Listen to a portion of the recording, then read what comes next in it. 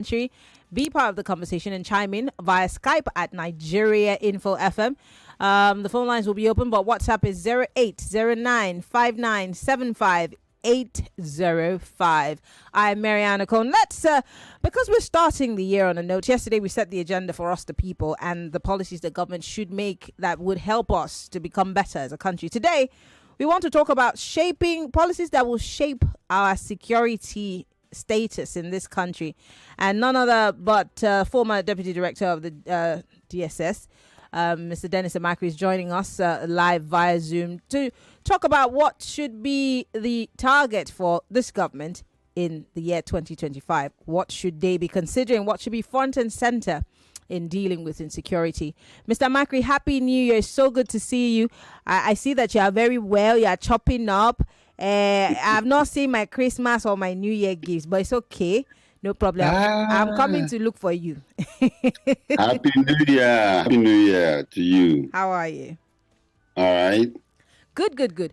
Let's start. I just had a very scintillating conversation on the 4 o'clock hour with Catch on the Nuju, talking about tracing the history of the insecurity that we're facing today in Nigeria to a thing that he calls Fulani jihad.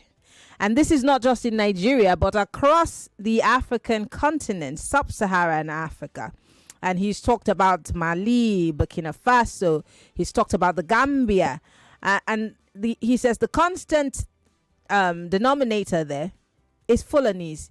He's also attributed it to the fact that they might not necessarily be doing it on their own accord. They have been funded by outside countries. In fact, he said European countries. And he says that we need to ask ourselves as a people why it is just this group of people that have continued to kill us, their brothers, across the Sahara and in several other countries across the African continent. Do you agree with this geopolitics man that this might be at the core of what we're dealing with, what we're fighting? Because the hydra-headed monster, it can be Lakura, it can be Boko Haram, it can be it can be, what's the other name? But do you think that what's at the core is that there's the hand of Esau in what we're dealing with? Okay, thank you very much. And Happy New Year again. Yeah. I think we should start this year on a very, very bright note. And that's what we are going to discuss today. You see, these attacks we're having from bandits and all kinds of people in this sub-Saharan Africa or down from the Sahel. It's, I don't want to, contribute to the conspiracy theories about it's either Fulanis, because the Lakurawas, after all, are Tuaregs, and if they are Tuaregs, then those are not Fulanis. They are different tribes. But I feel, from my own analysis, what I feel is that there's a kind of geo-environmental, situation where these people are actually in deserts. They live in the desert. And as they live in the desert, watch movies. If you watch some documentaries about what happens in the Sahara Desert, especially, you find out that it's not a tea party, and sometimes they have sandstorms, and sometimes they live under, water is a problem and all the rest. But they kind of migrate down south, and they find out lush environment, lush vegetation. Their cows, their camels can eat well. They can drink water without rationing it as they used to do and everything. And we are so open. We are so open in such a way that there are no barriers. There is no strict border systems. So they come in and they find a utopian environment. Unlike the desert where they lived before, now you have beautiful cities, beautiful cars, people moving around, and they go ahead and kidnap people, and the people are ready to pay. They are ready to pay. So, that is the problem we're having. So porous borders, contribute a lot to this particular problem we're having. I can tell because some of my contributors have said we have porous borders. If we strengthen our borders, we're secure and we're safe. We probably have less and less of these people creeping in. I mean, I've seen a video of a border. I think I saw it on television of a border. I don't Katsina, one of those states where it's like a fence. The people just cross over, and there's one in my state where you know you can cross over to from Ikom to Cameroon and drink beer, then come back. Yes. So it's ridiculous. How can It's all over. How can we be fighting something as deadly and as serious as terrorism, which obviously has to do with the porousness of our borders, and we're not addressing that, but we're talking about voting continuously thousands and trillions of dollars into security when the basic fronts are not covered? How do we intend to win this war? Now, I think that's how it has been carried out for so many years, decades, right from the Northeast, where, in fact, the general, the former chief of army staff came out to say that before we can finish this war, it will take up to 20-something years, and then, of course, they are pumping a lot of money into it, and nothing is happening. It's like pouring water into a basket, The priorities are not set. The priorities are not set because people are busy, busy themselves with the oil, the cheap oil that they are getting from the South, and they careless about the borders. And, well, it's just like there is serious rain and your roof is leaking. So instead of changing the roof, you are busy trying to bail out the water that fall inside your house, So I think we have to reorder our priorities, and then, of course, know exactly what we are trying to do. Otherwise, it will continue for a very long time, just like General Buratai said. Can I ask you? I mean, you used to be an insider, and now no one's going to come and arrest you if you say the truth. Do you think that there are people who deliberately want this war to continue because they're enriching themselves? And I know I've seen The Art of War. I've read those books, and I understand some of the conspiracies that someone is making money off these guns, and these armaments. But do you think that there are people genuinely in this country that want this war to continue because they're benefiting from it? It's not my being an insider and or getting arrested, because I don't think the security agencies go around and arrest people who say the truth. But all the same, let's not debate it. All the same, you have to realize that we are anywhere in the world. You have it in Ukraine, you have it in we're talking of Boko Haram and all the rest. Have we sat back to think of one thing? Boko Haram people will go and attack a village on about 100 motorcycles. They come in very big group, let's say even 50. When they come in to attack a village, they come there, they kidnap people and take them away. And now, one question. The motorcycles, they don't run on water. They run on fuel. Yes. Who provides the fuel? Who provides the fuel? They have kidnapped a whole bunch of people and they are there with them.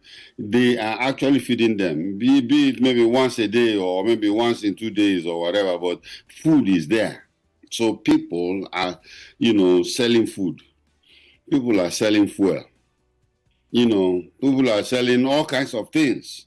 So these people, it's a lucrative economy. That's why you find out that some of the people who are contributing to the war effort, to that Boko Haram banditry and all the rest, some of them don't know. Some of them are just traders. As far as they are concerned, I'm selling my wares, but they don't know that they are actually contributing to the insurgency or to the terrorism that is going on.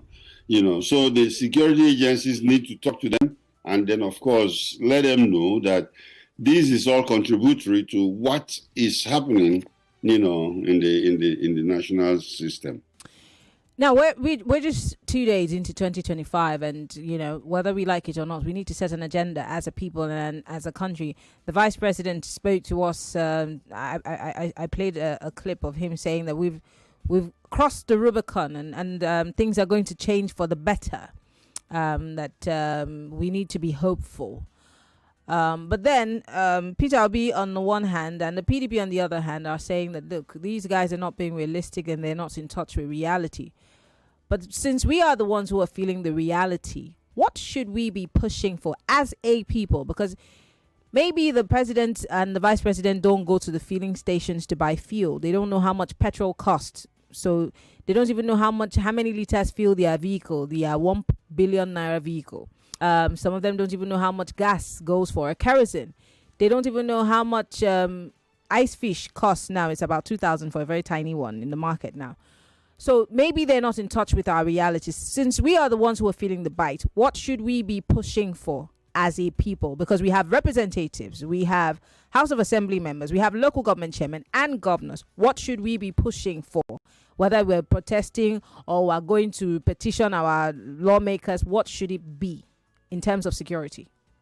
Okay, one thing fundamentally we have to realize one thing, and that is that we Nigerians don't participate in politics. We don't. We allow politicians to go ahead and do what they want. Number one, our mind, politics or democracy means elections. Full stop. Elections. And then that takes place once in 4 years or once in 2 years. And then, after we finish that one, and the politicians know this too. They just come around, give money to people and they vote for me, bring out all kinds of slogans. And then, in the imbroglio, some kind of person will emerge.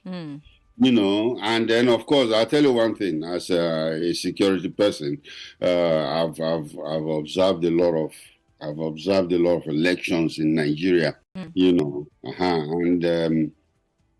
during our operations, we have also discovered that every political party rigs election. The people that make noise are the people that have been rigged out. Okay, when they rig them out, then they start hell. Oh, they rigged us out. They do, and they have some pictures, of their own side. If the other people said also that, oh, you were rigging too, they will have their own videos, which they will show. So that's one thing. What does that tell us? It tells us that people are ignorant of the political process. They don't know, number one, what it means. Number two, how to do it well. So we have a problem there. So if we don't fundamentally go back to correct these things, we will continue. We have House of Rep people, plenty of them.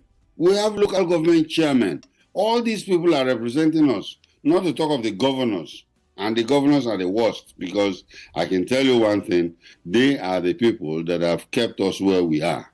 Development is supposed to start from the grassroots. It's supposed to start from the states. Yes. But, most of the things that even this kidnapping, banditry we're talking about, governors should own it up, because they are the ones who fight it.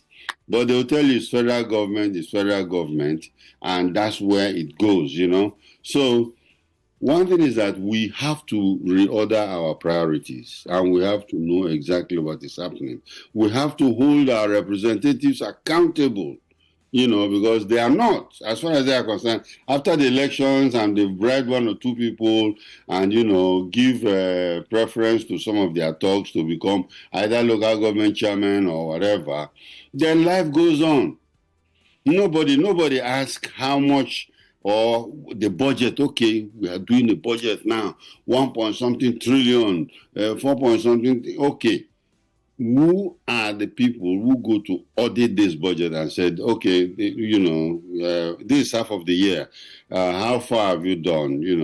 Where is Where is the remaining? What is to be projected? And there are no KPIs. No key performance indicators. So Yeah. people just do. They do, and it gives the room for funds to be stolen. So people steal money.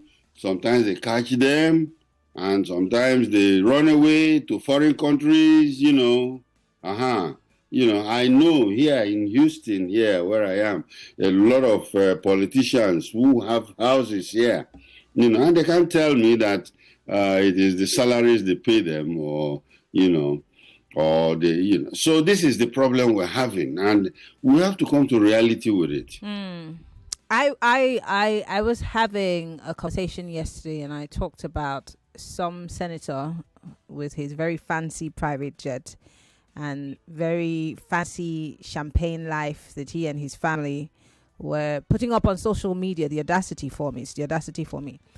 And some people will be praying for them under the comments. God will bless them. But the people that they are supposed to be serving are in dire need for just one meal a day. Yes. Some of them are in dire need of a roof over their heads, and some of them just need security. But that is not what the people are being given, and they're living. That's why I said that maybe these people in government sincerely don't understand what we're going through, and that's why they come up with these statements. But then there are those people who are a category of people who, when you say hold your governors accountable, do you know who your local government chairman is? Go and occupy his office. One day he will say, okay, what do people want? No, they'd rather complain to journalists and say, journalists, you people are not doing your work. And you said something that I also love, because I always say it, I sound like a broken record all the time.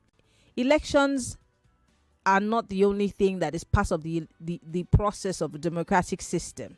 It's just a tiny bit of it.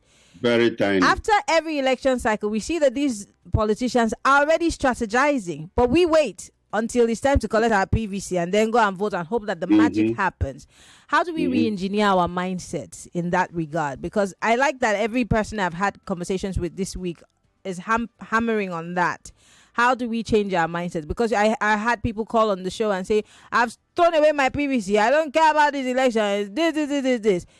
How do we re-engineer our mindsets and begin to think like these guys? Because if we can't beat them, we have to join them and then be 10 steps ahead of them. How do we go about it? Well, the thing is this: there are little things that need to be done. First of all, there should be some kind of restructuring, or should I say, reorientation of the system, whereby I think it all boils down to one thing. We need a leader that is more interested in enlightening the people to take up, their country, to help run their country. Because how long are we going to wait for that leader? Because we've been waiting. Can't we also become leaders for ourselves? Because if we're waiting for the NOA or the Ministry of Information or the Ministry of Culture or whatever it is, maybe it's never going to happen, because again, these people that hold those offices are politicians. Yes, we need to have a leader, but if we don't get that leader, it does not necessarily have to be a political leadership. We could also have community leaders.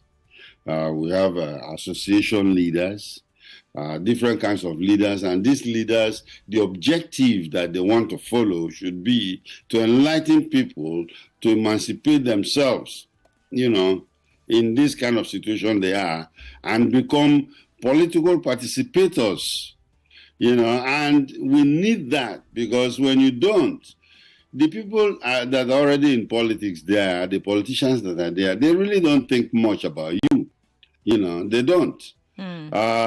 Before, Africans used to think that military will be the only way that they are going to be emancipated. But the military people have come and also proven to us that they are no better, because many of them get so corrupted, more corrupted than even the leadership, loot their countries, and then, of course, invest it outside their countries and stuff like that. So I think power still belongs to the people, and they have to, in their own small way, try to build up, enlighten themselves, hold these politicians accountable, starting from the local government councillor. Hold him accountable. He's the ward leader, he's this and that, and there are certain things, we need water, we don't have water. You go to him and said, look, you people just did a budget. Now, how come we cannot even have water? We voted you in, now you are driving an SUV, and then we are still trekking. What's going on? They should hold them accountable. Okay. Because I know one thing again, when people start to gather themselves to talk to their leaders like that, the leaders they don't accept criticisms or they don't accept questioning. They think you are challenging them. You're an opposition leader. If you don't like what I'm doing, go to court, okay? So, don't disturb us or something like that. But they don't know that they can also recall them, They can also recall them. And when I went to speak to a group of people in my local government, I told them, do you know that if the local government chairman is not doing anything, you can actually recall them? They don't believe it. They don't know because the local government is king. We have to go on a break. We'll be right back. Stay with us. You're listening to your number one station for talk. 99.3 Nigeria Info. 99.3 Nigeria Info. Let's talk.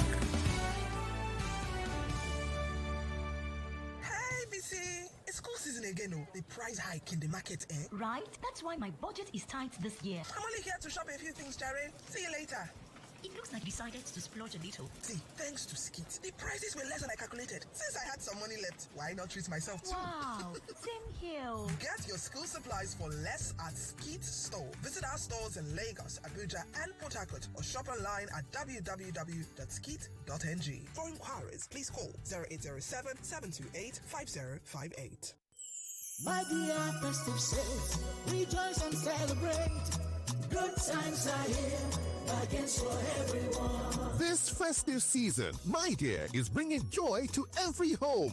Lots of freebies, such as 100 cartons of noodles, 200 umbrellas, and 100 bags of rice to celebrate this season with your family while stock lasts. Experience our range of products, refrigerators, freezers, cookers, inverters, and ACs with built-in AVS, Wi-Fi control with 70% energy saving. Media. No, it's My Dear. Oh, My Dear. Visit all our retail stores nationwide. Terms and conditions apply. Good times are here, bargains for everyone. My Dear, make yourself at home. Stay sharp, fuel up, and make sure say you stay on top of your game. Power Horse go give you the boost where you need to conquer the day. Make sure say you no miss this unstoppable offer for Naija. You fit buy Power Horse 250 ml now for just 999 naira. But if you need to boost your ginger, you fit grab the 355 ml for only 1,299 naira. No dull yourself. Waka go the nearest store today. Make yourself power up. Power Horse, unstoppable you. Ladies and gentlemen, it still is the season of giving. So says oneplay.ng. That is why they want you to dial the code *347 *880 *3 hash. Yes, if you want our money, dial that code. Or you could go to the website at www.oneplay.ng, as in one, the number one, PLAY.ng. Once you get there, select Nigeria Info as your station, and just like that, your ticket will be in the draws. Of course, you have to commit the paltry sum of 500 naira to each ticket. Now, you can play as many times as possible to give yourself a bigger chance of winning. And remember that your chances of winning are pretty much the same whether you play on oneplay.ng or you use the code *347 *880 *3 hash. Now, remember that at the end of the week, there's going to be a 500,000 naira jackpot. I know it's mind-blowing. You can't beat that. You definitely can't beat that. So your qualifying for that is dependent on you playing the game during the week. What am I trying to say? I am saying when you dial *347 *880 *3# from your phone, or go to the website at oneplay.ng to play the One Play game every day, you automatically qualify for the jackpot that comes at the end of the week on Friday. Yes, it's announced on Friday. That said, ladies and gentlemen, play responsibly. Make sure you are playing with only what you can afford. And once you play, make sure you keep your phone very close, because that lucky call could be coming in at any time. Yes, at any time. One Play is a registered trademark under Lasho Trading Services Limited, licensed by the Lagos State Lotteries and Gaming Commission. Keep playing, keep winning, and keep smiling to the bank. 99.3 Nigeria Info. Your number one station for talk. Let's talk.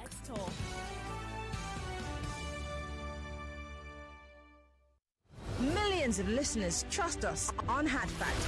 Whether it's politics, social issues, controversies, and trending stories, you know we're credible and objective. It's Hard Facts with Marian Okon on 99.3 Nigeria Info. All right, we're back. It's still Hard Facts. 99.3 Nigeria Info. 29 minutes gone past the 5 o'clock hour. We're on the home stretch of our conversation. It's the second day in the year 2025 and in the month of January. We are setting agenda. Yes, whoever said that we as the people cannot set the agenda? Well, we are setting the agenda. And the media is in the forefront of making sure that that is being done. And that's why today we're talking about setting the agenda also for security. My guest is a former deputy director for the DSS, Mr. Dennis Amacheree. He's joining us live from on Zoom, and he's been giving us some nuggets. I feel like these are nuggets. I feel like we need to sit back and think about some of these things. These conversations are not just conversations. They're supposed to help us re-engineer our mindsets and think about how we want our Nigeria to be. It's not enough for us to call and complain. It's not enough for us to nag about it. What are we going to do in our own little way to change the narrative going forward? And he said, look, democracy is not about voting. It's a lot more than that. Maybe it's time that you listen. Maybe because me, I'm not old. Because Mr. Amacheree has wisdom. So maybe you can listen to him. Anyway, I'm going to open up the phone lines. By the way, we're live. Facebook.com/Nigeria Info FM. We're also live on YouTube, Nigeria Info FM. You could join the conversation on WhatsApp 0809 5975805. But before I take your calls, Mr. Amacheree, what should we be telling the Tinubu administration to prioritize? Because my last guest said that, well, they seem to have started on a good note with being able to pick up some of the leaders of these terrorist groups, especially the one in, I think, Benue. That they started on a good note, but they've not been able to build on it.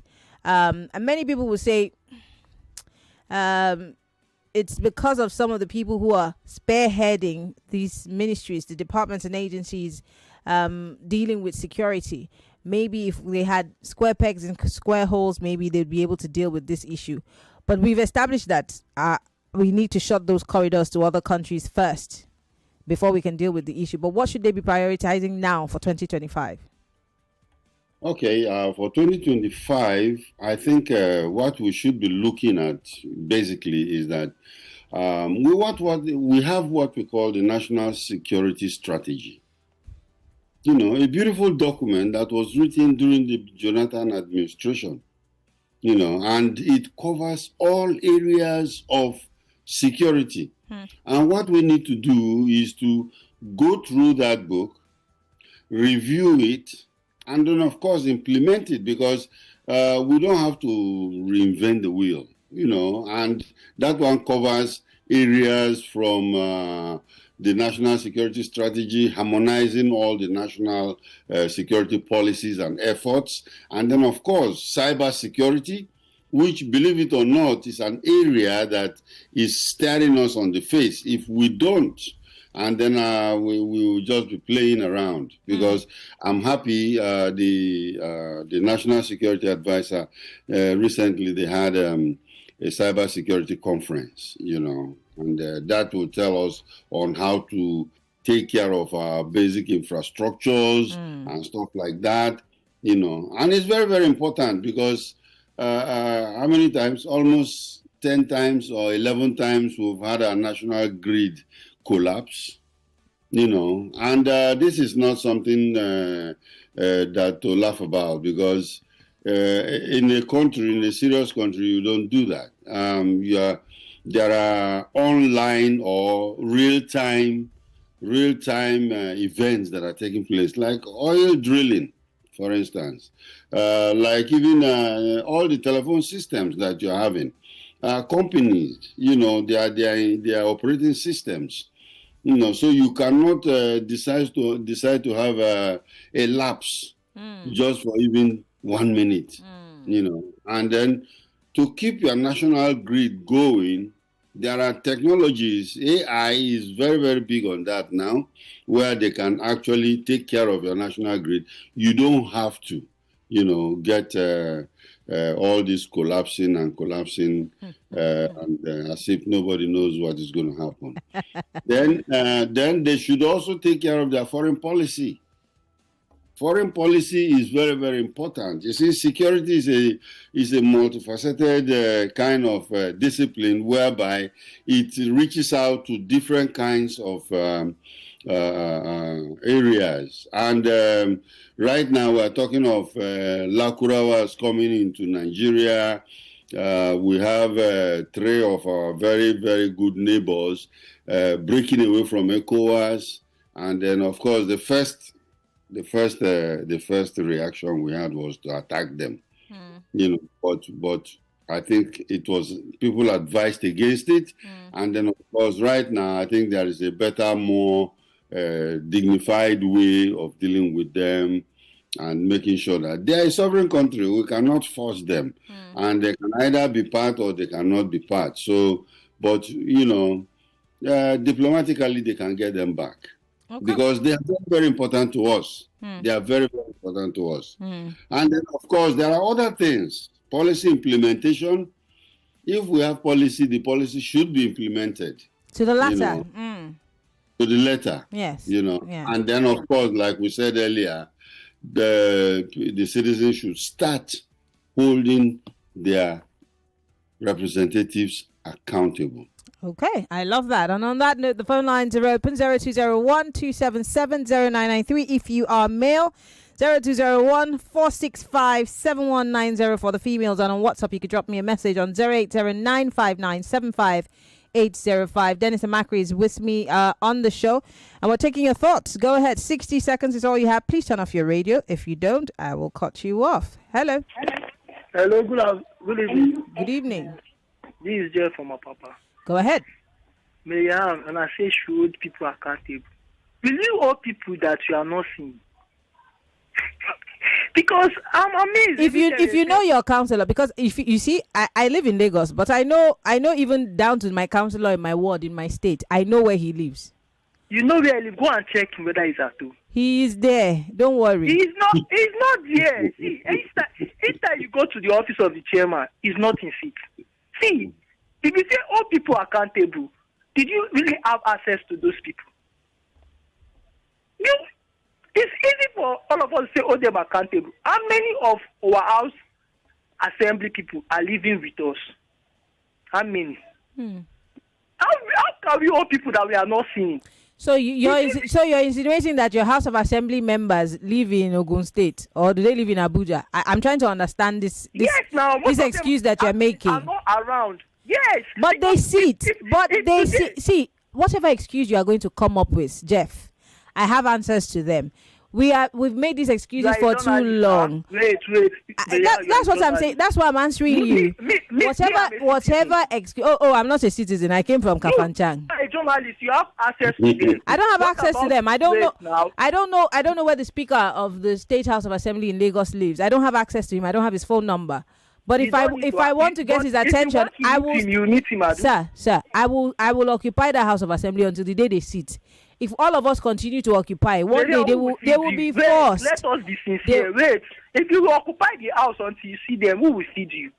Will you leave your job to go occupy a place? Well, Jeffrey, then you're not ready. You're just making excuses. You're looking for excuses. See, if you people talk this accountability each and every time, you're not ready. No, don't tell me I'm not ready. You're not, because you're thinking about food. Who will feed you? if you're thinking about just hold on, Jeffrey, there's no need to scream. You're just thinking about feeding immediately, then you're never going to get these guys because they are hoping that you will be hungry and you go home and be tired and let them continue with their business. And then you're giving into it. Jeffrey, I have to take other calls. Thank you. I'm sick of the excuses. I'm very sick of them. I'll tell you what. You can find all the excuses in this world to make you not want to hold anybody accountable or say, oh, they are too far-fetched. We don't know them. Your counselor he lives in your ward. If you don't know where he lives, go and find it. If they're like assembly members at the local government level, the day they are sitting, go and wait for them there. If 50 of you show up and wait for them there, they will know that you mean business. They will be forced to listen to you. But you say you're hungry, you have to go to your business. Go and do your business. Now, don't come and complain to us that the people are not doing what you want.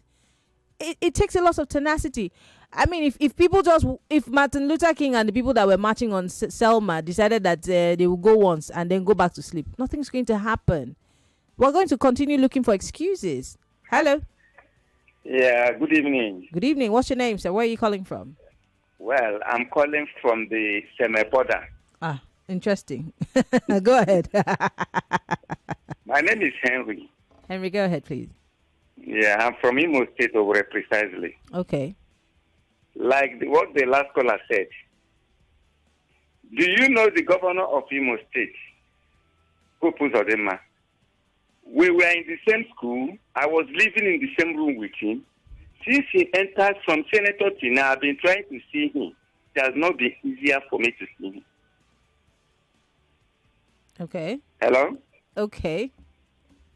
So, my name is Henry. He knows me very well. We were so much close. From the time he was the senator, from senator to governor, I'm still searching for him till tomorrow. You're searching for him. I went to, listen to me, it's not a matter of... I even went to government house in Overhead, last house. I saw him the time he came out. I said, today, I will hold the leg. One of my friends said, don't do that too. Said the security man, people there will shoot you.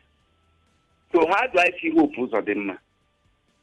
Well, in this case, Hope Uzodinma is too far-fetched for you. Excuse me, where is the councillor of your ward and your local government? You are looking for Hope Uzodinma.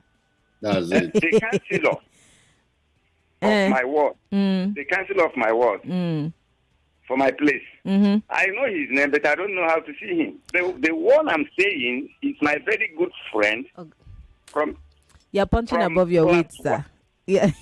You're punching above your weight, Mr. Henry. Thank you for calling. Marianne, please. I asked him before he goes off. Oh, he's gone. Why he wants to see him. You want to remind him that they shared the same room in uni. No, is he trying to see him so that he can give him some money or he can give him some contract? Or what are you seeing him for? Is it in line with his office or what is it all about? Because he doesn't have that time to see his old schoolmates and say, oh boy, he's the governor. He has bigger fish to fry. But hey, hello. Good evening, Mayor. Good evening. My name is Robert. Go ahead. Amacheree. Good evening, sir. Hello, I salute you. I cherish your intelligence on our security problem. Sir, I want to remind us that 1.647 trillion was allocated to defense this year in this year's budget. It's 4 point something. Yes. What I'm trying to say that, as you said, sir, we cannot be doing the same thing all over again. I'm not referring to this government alone. You know, and get the same results. Get different results. It's not possible. As you said, sir, our borders are porous. Like Miriam said, he said they can go to somewhere and come back without being challenged. And this is also applicable to most of the states that we have here. We are not talking of the internal security. We are talking of terrorists that are coming from outside. So the question is, what is the government doing to have a different thing? I mean, to get results. It's not about allocating billions, trillions to security, buy Tucana jet, you bombard people, maybe innocent or whatever. To next year, you budget another one again. Let's have a different, the NSA should be, I don't know, maybe you also need an advisor. It's an advisor on security. Maybe the NSA also need an advisor to tell him that there's a thing we should do to get a different result. because this thing is being done every year, and the thing repeated to continue. All right, some people are beginning to suspect and see some people say, this is they don't want to get results. Okay. We are tired. All right, Robert. Thank you very much for calling. It's so funny. He says the security advisor needs an advisor. Hello. I think it's not very far fetched. The defense budget, yes, is very large now. Marianne. It's the biggest. Oh, we have a caller. Let's quickly take this call, Yeah. Mr. Amacheree. Hello. Marianne, good evening. Good evening. Yeah, we have Emmanuel on the line. Go ahead, Emmanuel. My takeaway from everything Mr. Amacheree said, at a point you asked him, where should we go from here? He said reorientation and enlightenment. And that is what has been clamoring for. Now, this is the dilemma. The people who are enlightened, we know that their president should not lose their money to go and buy, their governor or president should not lose their money to go and buy a house in Dubai. You know, the people who are enlightened, we know that nobody should be rigged into office. You know, they will believe that their vote should count. Mm-hmm. Now, the leaders we have today, you know, are so selfish that they don't want the people to be enlightened, you know, so that they will remain in power. Where should we go from here? When the minors of the minority are the people who are enlightened enough, you know, to know this, and their population is not enough to revolutionize, to change the system. What should we do at this point? That is my question. Thank you. All right, Mr. Amacheree, over to you. Yeah, like I was saying earlier about the defense budget. Mm-hmm. You know, I want to give credit to the security agencies because it's not that they just sit down there and doing nothing. The new leadership they have right now, you know, I think there are some results that are coming out now. In the past, there have been situations where, you know, even when they were going to attack the bandits, you know, somebody might call them back and say, hey, hold on, don't go yet. And by the time they are ready, the people are gone. But now I think there is a new gusto where all of them are working. What I would advise is that they should try and fuse, you know, they should try and work together. You know, the Army, Navy, Air Force working together, DSS, you know, seriously giving them actionable intelligence. And then, of course, we have a new head at that agency. And I think they're doing very well so far. But I think they have to intensify because the job that is over their head is much. You know, there's a lot to be done. And then they should follow it systematically and then go ahead. The last person that spoke, I don't know, did you note what he said? Yeah, he was saying that, we need reorientation, but then the political class, in his words, who know that if we are reoriented, we have reorientation and we are enlightened, things might have to change, whether they like it or not. But then they are also deliberately, in his words, keeping us in the dark so that enlightenment does not take place. So he's asking, what do we do? Yes, that is very true. The number one enlightenment that we'll get is to let them know that we know. You know, let them know that we know. It's not that we don't know. When Mobutu Sese Seko met one of the African leaders, you know, was telling him that the African leader Nigerian leader actually, was repairing roads. And he said, why are you repairing the roads? He said, why can't I repair the road? He said, don't repair the roads. Because you are repairing the roads, they will be traveling on that road and then talking to each other. You know, but if the roads are bad, it's very difficult for them to see each other and talk to them. You know, so if people are not enlightened, they will not know what is happening. You know, the media is bursting by seams in Nigeria. We have all kinds of media. Social media has even come into it, you know, whereby people can be enlightened. There are people who don't, you know, I don't listen to news. You don't listen to this. You don't listen to that. So how do you plan to participate, you know, in your country's development when you don't know what's going on? So I think, you know, the excuses we are giving, holding them responsible and stuff like that, you have to Because when you give excuses or you are trying to see the governor just because he was your classmate and you just want to see him and say, hey, oh boy, now if he gets on contract, that is not it. That is not it. Okay. And then the contract system should be well arranged in such a way that it is transparent. It is not okay. The governor. Yes, okay. Now he gives you a 1 billion naira contract, and you go and do. You don't do it, or you go and do just about 1/3 of it and disappear. That is not what we are saying, because when you start to do that, it makes the problem to continue. Okay, I want to take a few more calls, but let me go to WhatsApp quickly and read some messages. If you're just joining us, the program is still Hard Facts. We have just about 5 minutes before we wrap things up here, but I want to bring those on social media into the conversation. Someone here says, I really appreciate what you're doing. My question to your guest is, how do we correct the political or election process? Because the Nigerian national bourgeoisies or elites whose gain are potentially active collaborators with security agencies to manipulate the elections. How do you think this issue can be addressed? Michael from Ogba sent us this message. And he says, another person here says, Aniemeke Christopher says, as for me, I think our federal government needs to civilize our borders and make it a no-go area for terrorists. Another person says, I want your guest to spell out clearly for us the role that the DSS plays in securing our borders, if any. Would it be fair to say that they have also failed woefully in securing our borders from these terrorist chooks in Ikorodu? Mr. Amacheree. Okay, thank you very much. I think I will answer the last guy first. Maybe apparently does not know the role of the DSS. The DSS itself is an intelligence gathering organization, and it is responsible for internal security, and it is responsible for cases of national interest, because sometimes I have friends.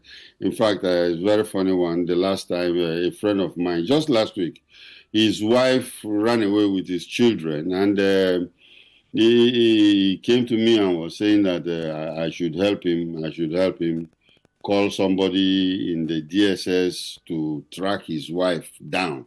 I said, I'm sorry, but this is not a job for this DSS. They don't do this. What they do is for national security. But people don't understand this, because many people believe that a security agency is a security agency. You have land cases, you go and call your friend who is in the DSS. It doesn't work that way, So what the DSS does is collect, intelligence. And the collection of intelligence is not just going to ask people, what did you hear? What did you know? No, that's not it. And sometimes it becomes very, very dangerous when the DSS have to penetrate, many. Like, for instance, they can have agents in Boko Haram, working and living with Boko Haram. And when some of them were caught, they killed them. Okay? They can be working with bandits.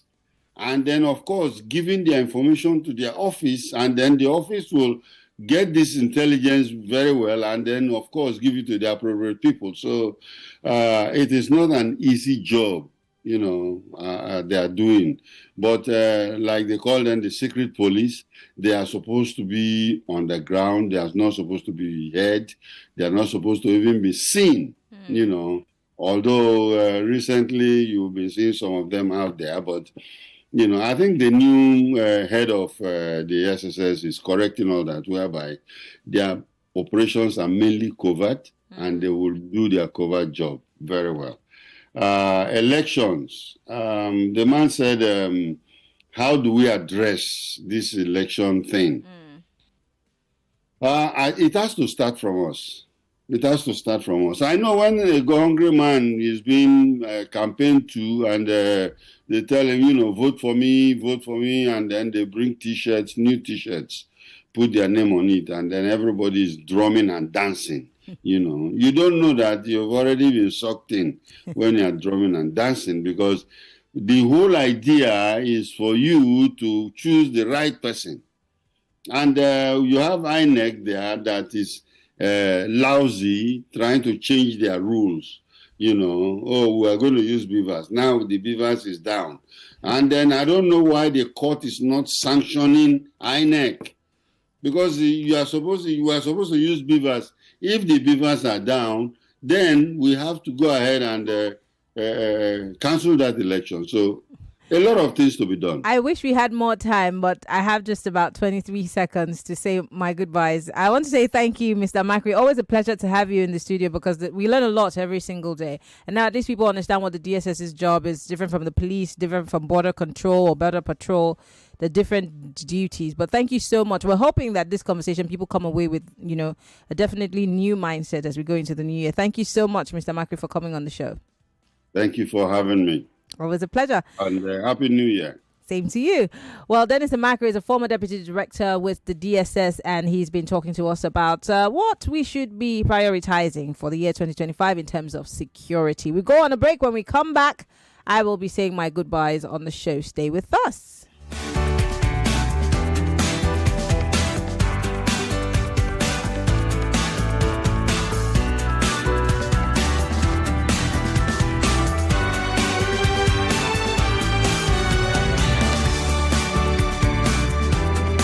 99.3 Nigeria Info. We are more than just radio. Subscribe to our YouTube channel at Nigeria Info FM. Check us out on Facebook at Nigeria Info 99.3. Follow us on Twitter at Nigeria Info FM and on Instagram at Nigeria Info FM Lagos for live updates as it happens. 99.3 Nigeria Info. Let's talk.